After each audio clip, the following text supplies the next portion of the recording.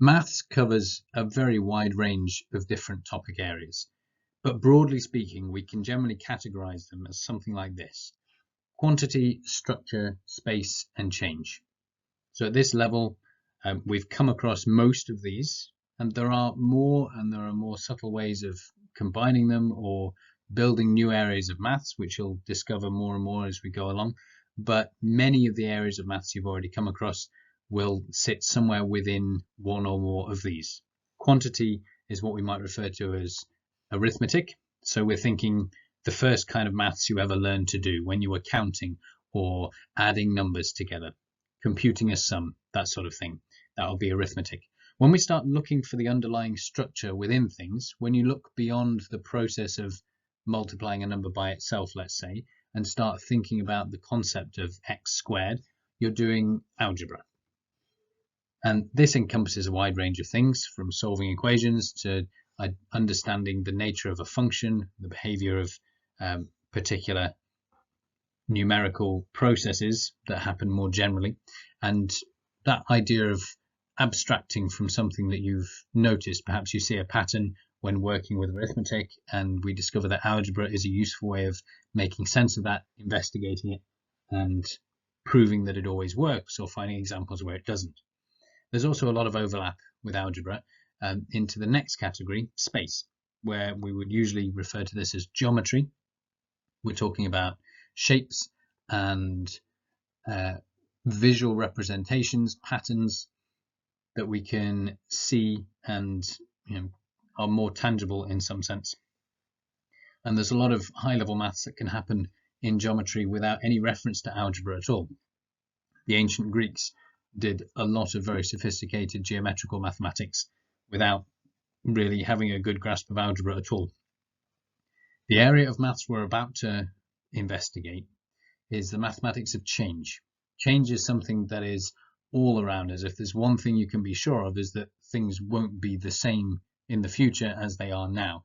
Things are constantly changing, and it's something that we need to build into any half-decent, sophisticated mathematical model.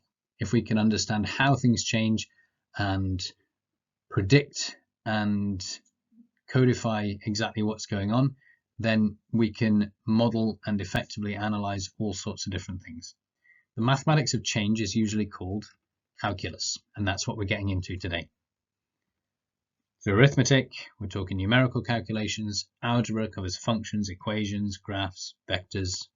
Geometry, 2D shapes, 3D shapes, angles, measurement, trigonometry. Calculus will look at things like the concept of infinity. We'll investigate sequences, infinite series. We'll look at limits, the idea of we can't quite get to this, but we can get closer and closer to it, or arbitrarily close to a result. We can't really talk about a number increasing until it is infinite, but we can think about a number approaching infinity, and we can work with that idea, even though it's a fundamentally different idea to working with finite numbers. It's a greater level of abstraction from where we're currently at, and it took a lot of clever mathematicians many, many years and arguments to be comfortable with and confident with the idea of calculus. So don't worry if it takes you a little longer than you might expect to properly get your head around what's going on. And when you think you've understood it, there'll be another layer that gets put on top, which you'll then need to make sense of all over again. But it's a fascinating area of maths. It's one of the most exciting bits of the A-level course. Let's start with this. Doesn't look particularly exciting, but I'd like you to calculate the gradient between the 2 points shown on the graph. When you think you've got an answer, I'm going to give you a bit more information. Well, here are the coordinates of the points: 2, 4, and 2.1, 4.41.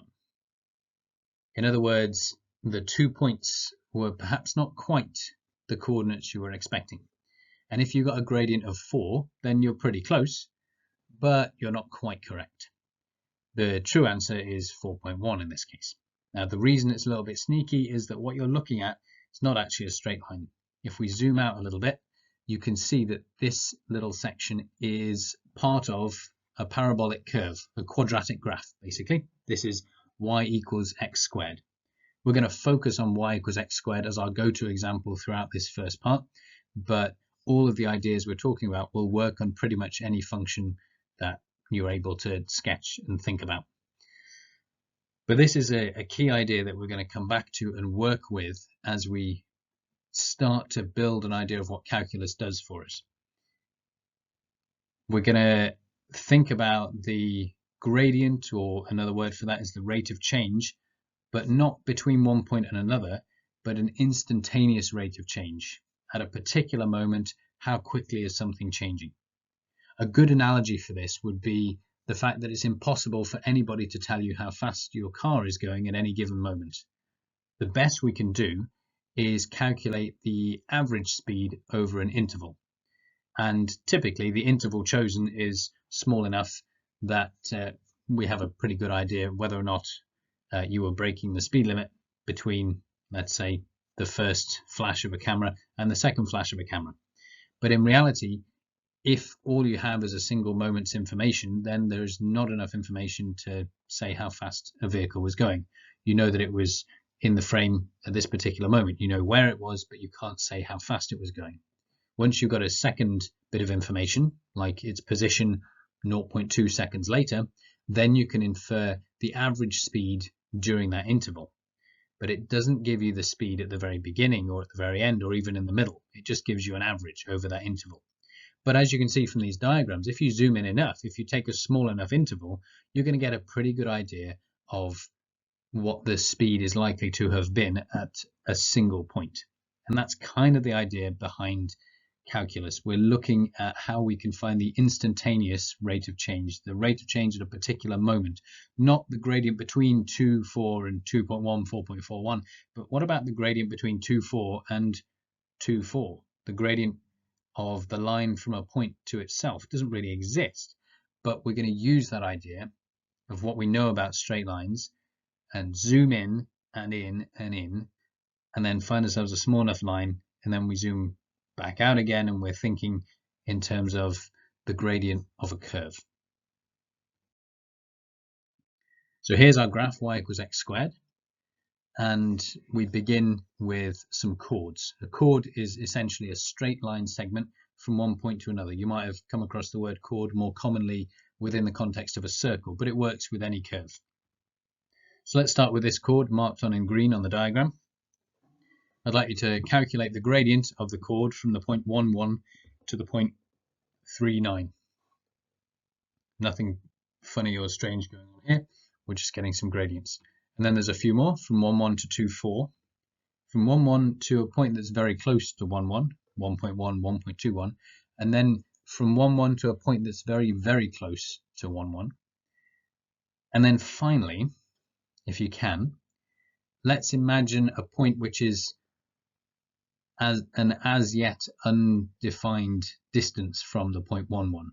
So we start at the point 1,1 and we move along to the right just a tiny amount, and we've given that a label. We've called it h. So in the example just above, h was 0.01, and the one above that, h was 0.1.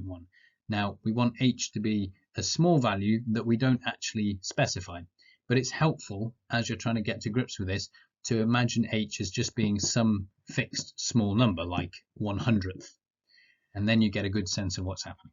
See if you can calculate the gradient of that chord, giving an answer in terms of h.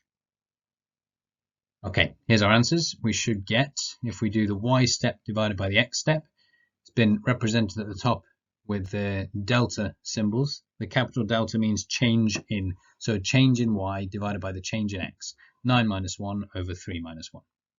The next one should give a 3, then we get a 2.1, and the next one gives a 2.01. So you might be able to see a pattern emerging here. And then if we try with an h rather than a specific number like 0.1, this is what we get.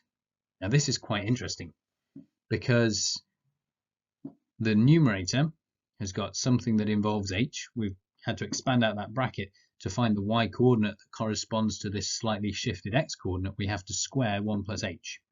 But when we do that and then we subtract the y coordinate of the original point, the 1 cancels out. We're left with something on the top which has h as a common factor, which is really handy because the denominator simplifies to h. So 2h plus h squared divided by h will give us the gradient. And although it's not really possible to think about the value of something very small divided by something else very small, and of course the smaller that small thing gets, the closer that fraction becomes to 0 divided by 0, which is not something you want to spend too long thinking about. But thankfully in this case, h cancels out. We can divide the top and bottom by h, and we get something pretty sensible, 2 plus h. And that fits with what we've seen. So if h is equal to 1, then we're just dealing with this question here. H is not very small at all in that case. We have 2 plus 1. We get a gradient from the point 11 to the point 24 of 2 plus 1. But when h is equal to 0.1, we get 2 plus 0.1. And if h is equal to 0.01, 2 plus 0.01.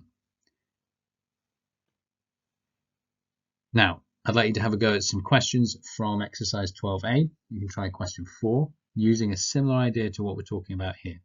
And as you're going through them, think about what these are telling you about the gradient, not just between two arbitrary points on a curve, but what does it mean to be calculating the gradient from a point to another point which is so close to that first point that it almost makes no difference. And more than that, what happens as h gets smaller and smaller and smaller, as h approaches 0? That's what we're going to investigate next. Now let's take a step back and think about what we already know about gradients, because you've been asked the gradient of things before, but in the past you will have been asked for the gradient of a straight line. Y equals 7x plus 4 has a gradient of 7, and the gradient has always meant the fixed number that represents the slope of the entire line. But now when we look at a curve, we find that the gradient changes depending on where you are on the curve. You can say what is the slope of y equals x squared, but you can't expect a single fixed answer. You can't say the slope is 2 because, yeah, sometimes it's 2, but not all the time. If you've got y equals 7x plus 4, the gradient is 7 regardless of your position. But for y equals x squared, the gradient changes. So instead of having a constant, instead of having a single value that we say this is the gradient, it's 7 or it's minus a half, we have to have something called a gradient function. It's going to be something which presumably depends upon x. For different values of x, for different input values to the function, we should have different gradients. So you can see, for instance, on this quadratic, when x is a negative, it looks like the gradient will also be negative. And when x is positive, the gradient will be positive. In fact, more than that, the bigger x gets, the steeper the curve gets. So the larger the value of x, the greater the gradient will be. It's going to be some kind of increasing function, a function which goes up as x goes up. And in fact, we can even see that at the very bottom, we've got a 0 gradient. If you were to look at exactly the origin, you're neither going down nor going up at that point. You're kind of staying at the same height. So we'd call that a stationary point. It's neither increasing nor decreasing at that moment.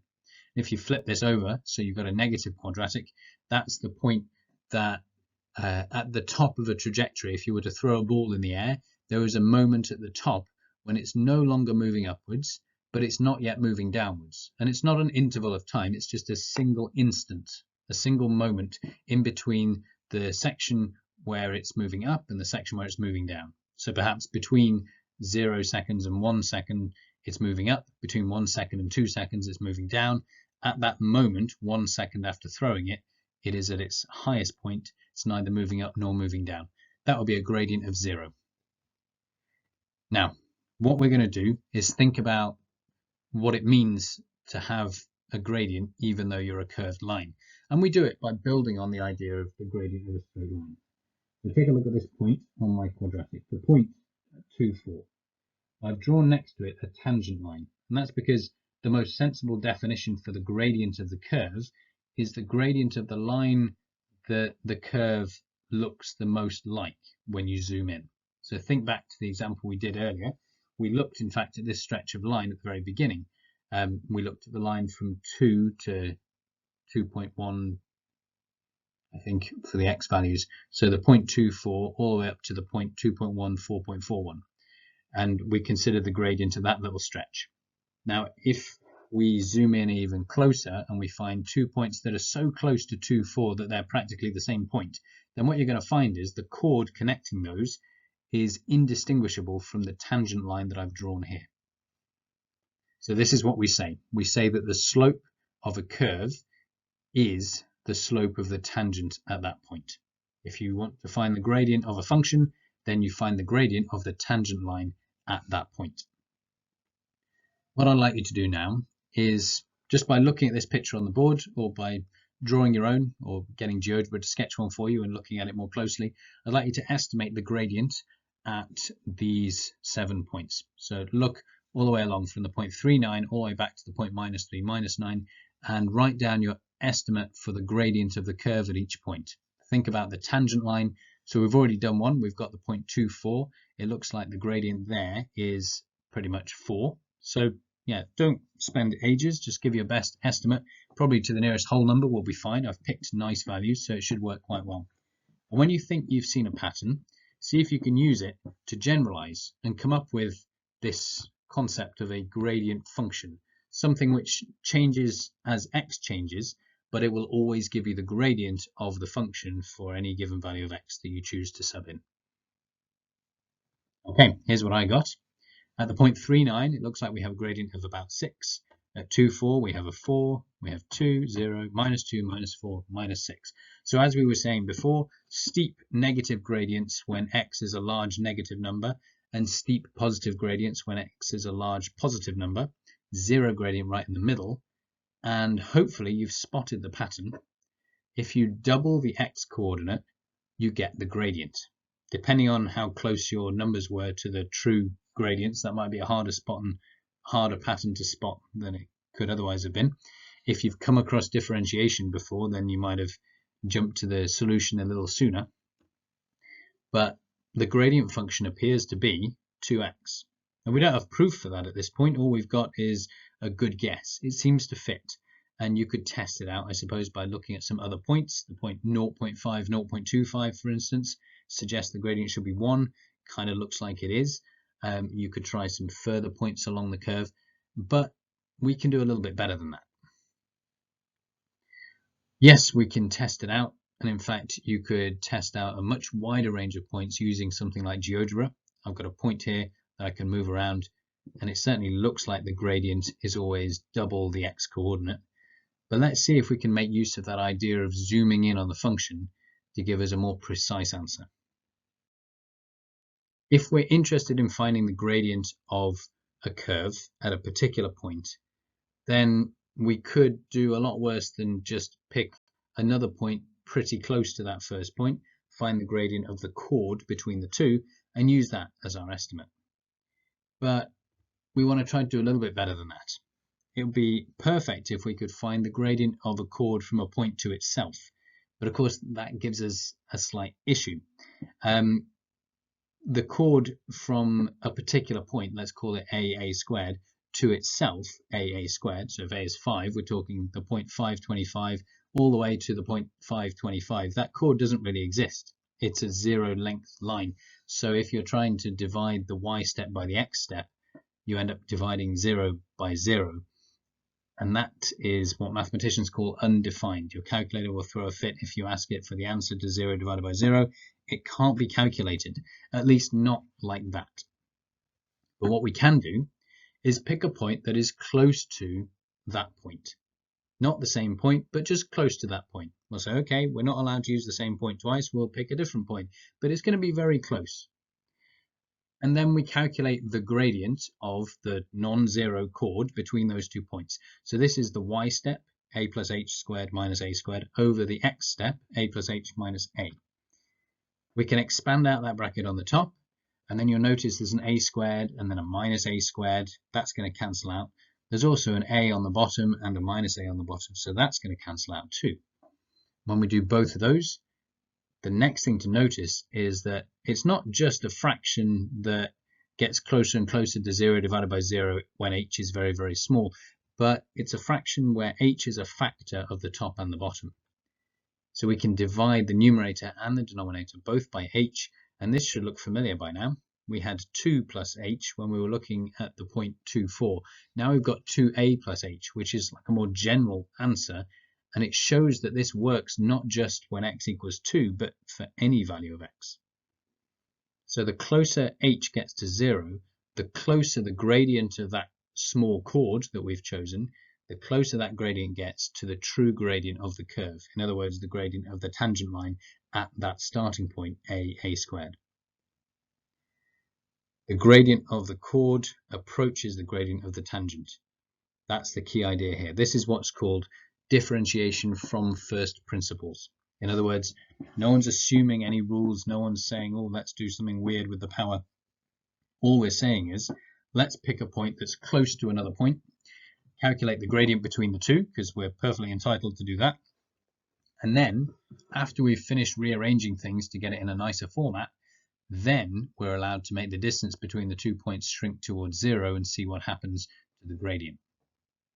So this is a case of we can't find the gradient between a point and itself, but we can find the gradient between a point and another point which is close, and then the sleight of hand comes in where we move the 2 points next to each other till they become the same point effectively. And we say that as h tends to 0, as it gets closer and closer to 0, the gradient of that chord gets closer and closer to 2a in this case. The gradient function we've been talking about, the thing which gives us the gradient at any given point along the curve, is known as the derivative of a function. So the derivative of x squared appears to be 2x, for instance.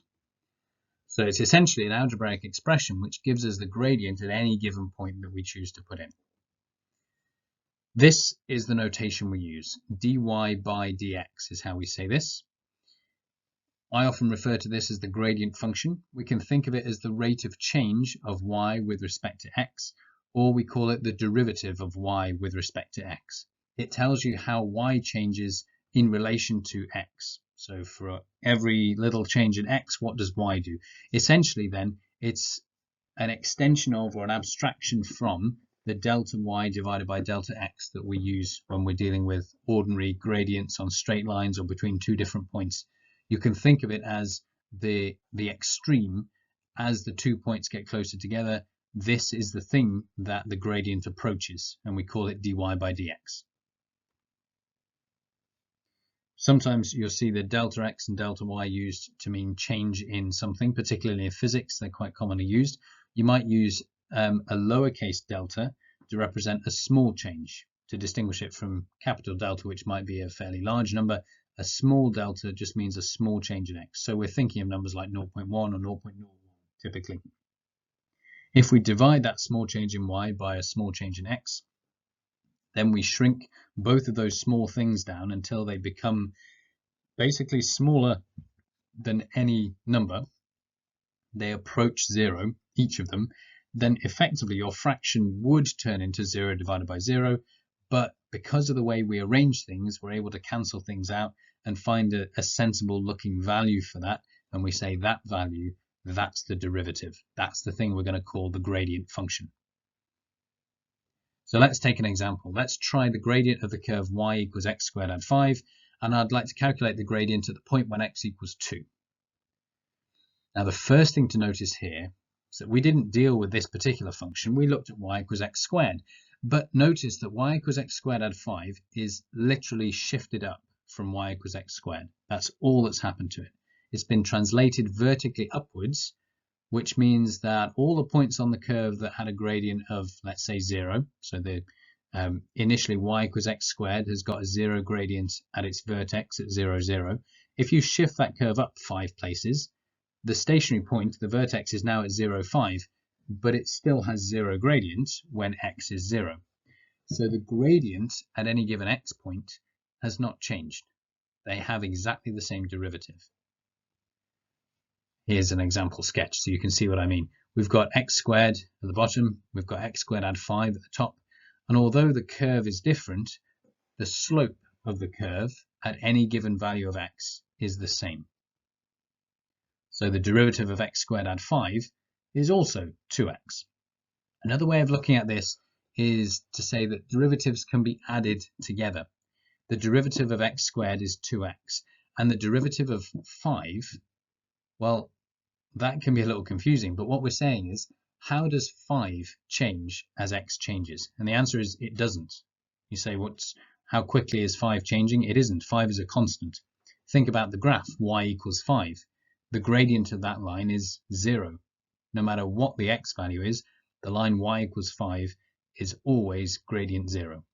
So if we combine the gradient of the x squared graph with the gradient of the y equals 5 graph, we just get 2x add 0. So we can write it like this. We have y equals x squared add 5. Your very next line would be something like dy by dx equals 2x. And that process is called differentiating. We have differentiated the expression x squared add 5 with respect to x. And we've got an answer of 2x. We also differentiated y with respect to x. And that's what we call dy by dx. It's a bit like when I say, what's the square root of 2? And you say, oh, I know the answer to this one. The answer is root 2. Well, technically, yes. And that's the only accurate way of answering that question. When I say, what is the derivative of y with respect to x? The answer is dy by dx, the derivative of y with respect to x. But if I know that y is equal to some function of x, I can differentiate that function, and then I know that dy by dx must be equal to that result, the derivative of x squared add 5 in this case. The next thing we can do is find the gradient at a particular point. So we've got the gradient function. The gradient function is given as dy by dx equals 2x, and it gives us information about the gradient anywhere on the curve, which is a very powerful thing to have. But now I'm interested in the gradient at a specific point, so I'm going to substitute that number in. If the gradient is always 2 times the x-coordinate, now I've got an x-coordinate of 2, I'm going to do 2 times 2, and that gives me a gradient of 4. Just one other thing here. Sometimes it's helpful to use a slightly different notation if you're finding the gradient at a particular point. It's easy to get confused if on one line you write dy by dx equals 2x, and then on another line you write dy by dx equals 4. It might be that later on in a question you need to look back at the gradient function, and you might think the gradient function is actually just the number 4. So if that's likely to cause confusion, you can use this notation. I've just put a vertical line next to dy by dx, and I'm saying dy by dx at the x value of 2 is equal to 4. So I'm not claiming that the gradient of the entire curve is entirely described by the number 4. I'm just saying that at this particular x-coordinate, the gradient is 4. The word calculus originally referred to mathematics. In fact, more originally than that, it would refer to a small stone. A calculus would be a small stone or rock that you would use to count with and then to calculate with, and we have the same word in calculator today.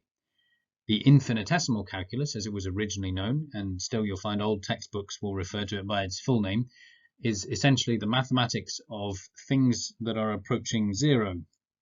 Things that are so small we can't sensibly talk about them in the same way we talk about just ordinary small numbers. We need to start thinking about limits and infinity and all sorts of other strange things. And that's where this really took off in the 17th century. A couple of different people sort of independently developed these ideas within a few years of each other, published at slightly different times. So there's a bit of a feud between Gottfried Leibniz in Germany and Isaac Newton in the UK, who both invented calculus.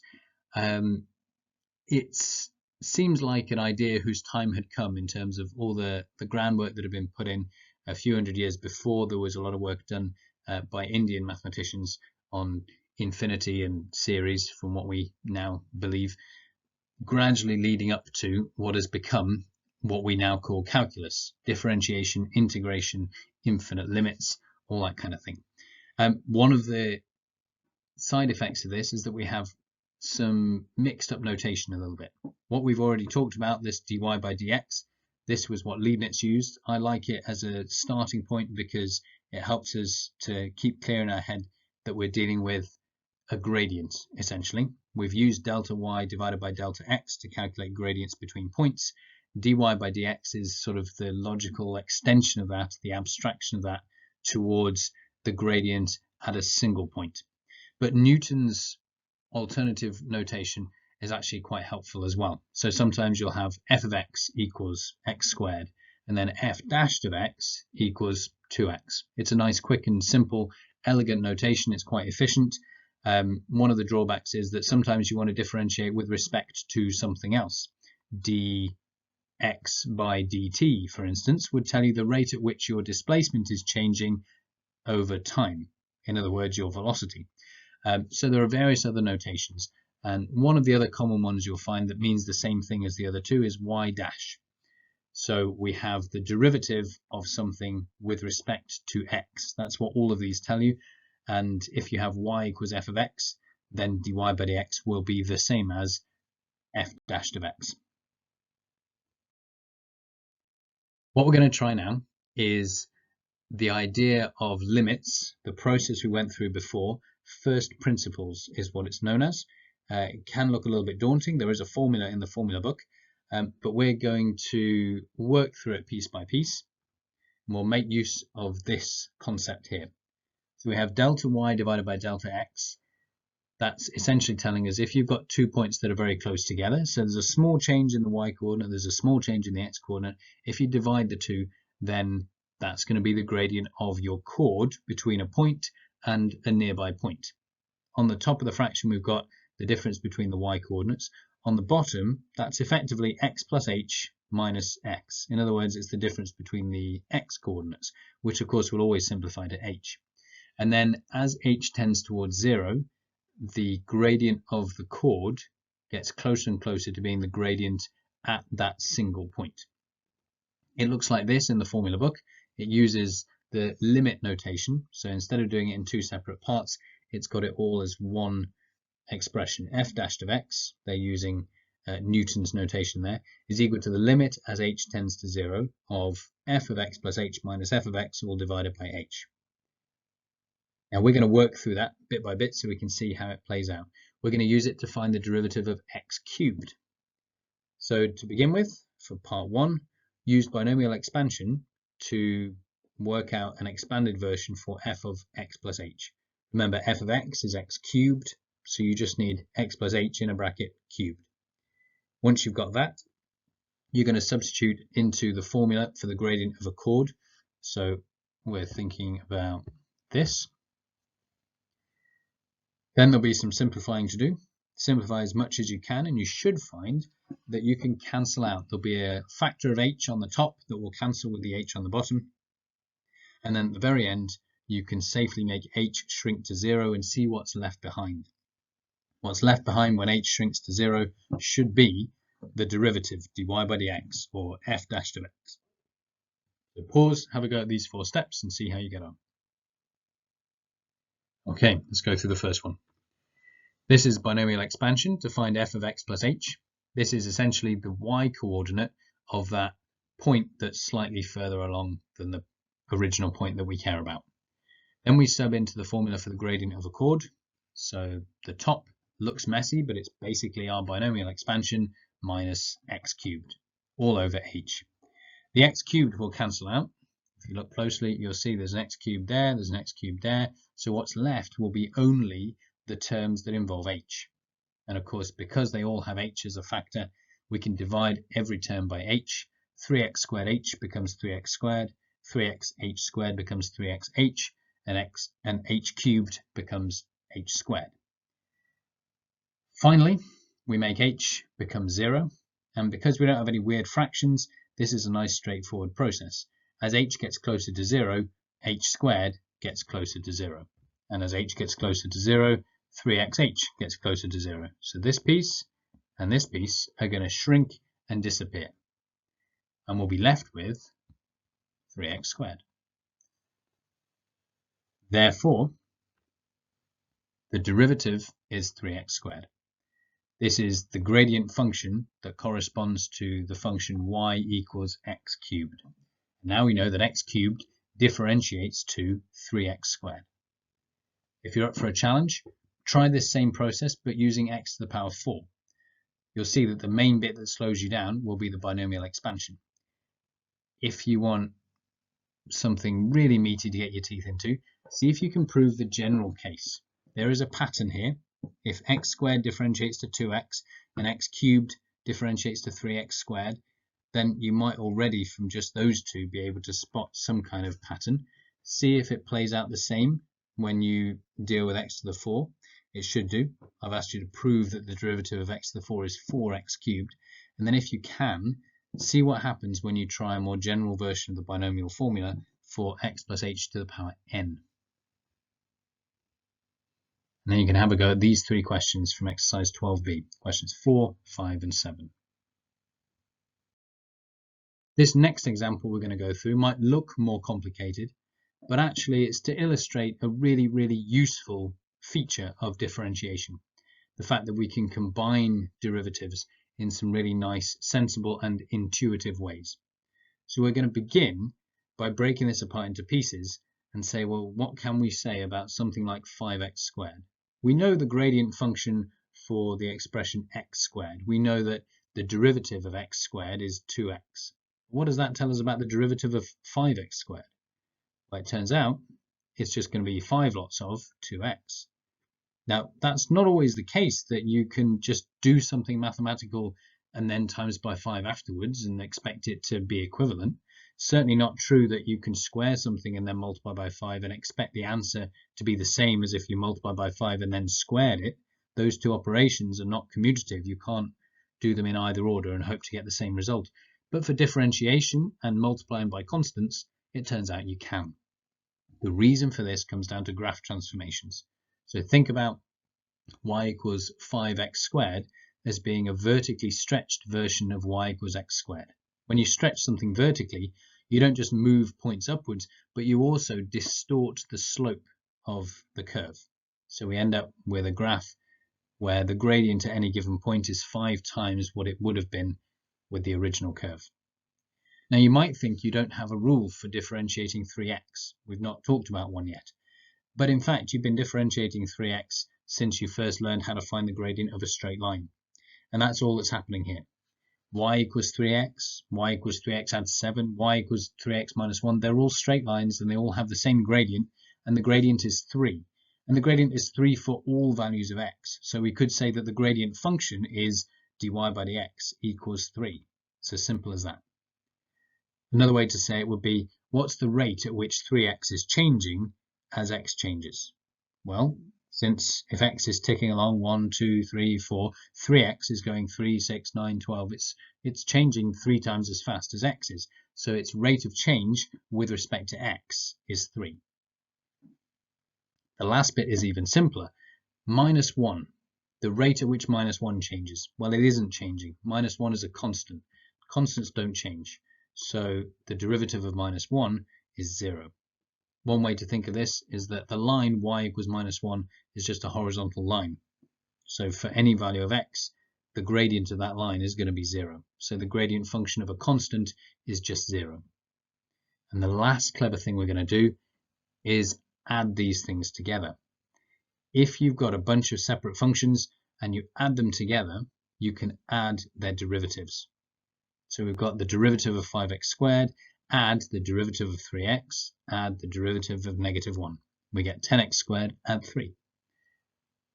Now in this particular question, you wouldn't need to write all of what I've written. It will be sufficient to write something like this. Here's y, we differentiate it, and this will become a very quick automatic process. 5x squared becomes 10x, 3x becomes 3, the constant disappears, and there's our derivative. dy by dx equals 10x add 3. But of course, in this particular question, they have asked for the gradient at a specific value of x. So the last thing I'm going to do is find the gradient when x is 1. dy by dx at x equals 1 will be 10 times 1 and 3, which is 14. So this is the key idea here.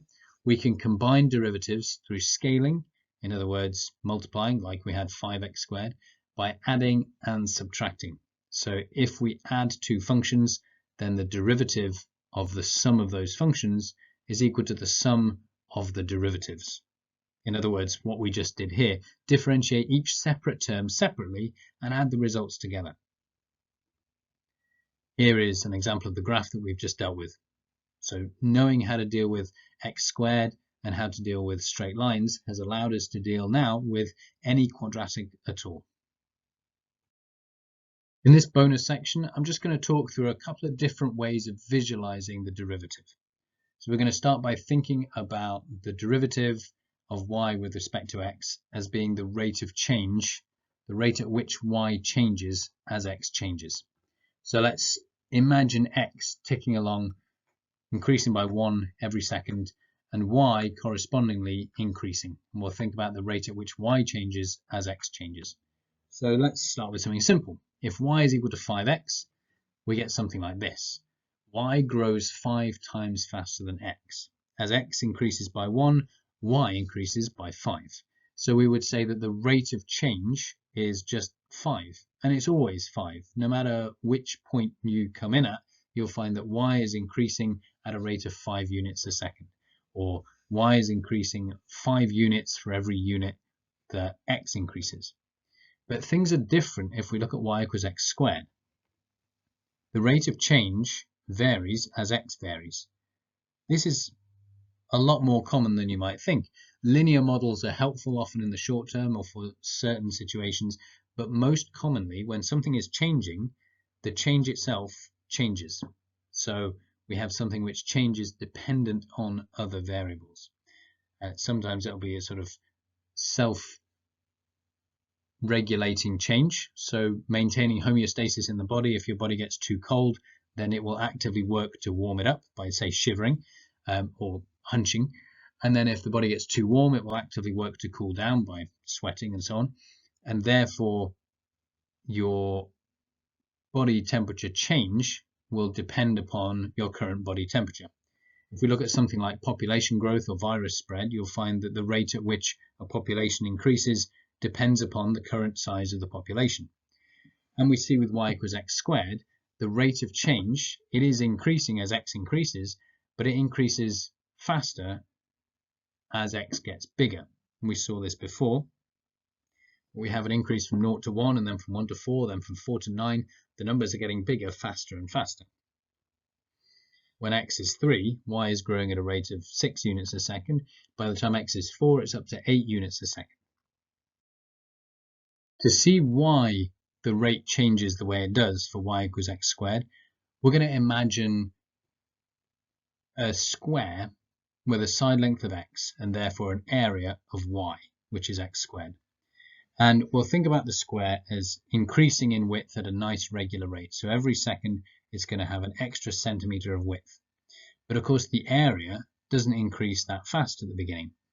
It takes 5 seconds for the area to get to 25. In the next 5 seconds it's going to increase all the way to 100. So clearly at certain points it's increasing faster than at other points. What we're going to do is look at a particular moment in time and then a moment shortly afterwards. So we'll think about this particular moment where the box covers the blue area, and then what's about to happen is the box will increase to cover the red area. Now this is an exaggerated version where you can actually see there's a reasonably large width of strip being added on at the top and at the right, as well as a little bit at the top right corner. But you can also imagine making this strip as small as you like, and then effectively it's like putting an extra thick pen mark at the very top and a pen mark down the side. And that would effectively grow your square by the next little bit. Now we can pull this apart and it'll start to look a lot like first principles differentiation. We've got the dimensions of the original square, the dimensions of the new square we're about to grow into, and then we explode it out a little bit, and that means that the width of these two is h, but the height is x, or vice versa for the other one. So now we've got the extra bits. We can look at the additional area. We've got an h by x rectangle on the top, an h by x rectangle down the side, and then an h by h square, which is going to be really, really small. Think about what happens when, let's say, h is equal to 100th. Then you'll get whatever x is times 100th, another x times 100th from the other strip, but then 100th times 100th for the tiny square. Now as h shrinks towards 0, effectively the two really thin strips at the top and on the right start to become more like one-dimensional shapes. Think of it as a rectangle with an infinitesimally thin width. But as that happens, the square starts to become a zero-dimensional object. It has no width or height if h shrinks to 0. So that's kind of what's happening here. In fact, we're just going to compare this area to the amount of change, which was h. So in h seconds, we'll get an additional 2xh plus h squared area. And that means the total amount of extra area per second at this instant, or at any instant, is equal to 2x plus h, whatever h is. And h, if we shrink it to nothing, leaves us with just 2x. In other words, the rate at which x squared grows is 2x. Good way to think of this is a two-dimensional object with one-dimensional strips added on the top and the bottom, x at the top, x on the right, and then the tiny dot at the top right corner is too small to be significant in this case. We can even apply this idea to shapes that are not nice, regular squares and whatnot. We can think of the shock wave from an earthquake moving outwards at a constant speed. Anything from 7 to 18,000 miles an hour or something is the rate at which the shock wave moves through the ground, because although it's sound through a solid. But the radius will increase at a constant rate. What does that mean for the area? Well, remember, the area is related to the radius using this formula. The area of a circle is equal to pi r squared. And if we look at the rate at which the area increases with respect to the radius, remember the radius is increasing at a constant rate with respect to time, so this effectively gives us a way of determining how quickly the area is increasing. So we need to differentiate the area with respect to the radius. And we have a way of doing that. Pi times r squared we can find the gradient function of. We can differentiate it and we get 2 pi r.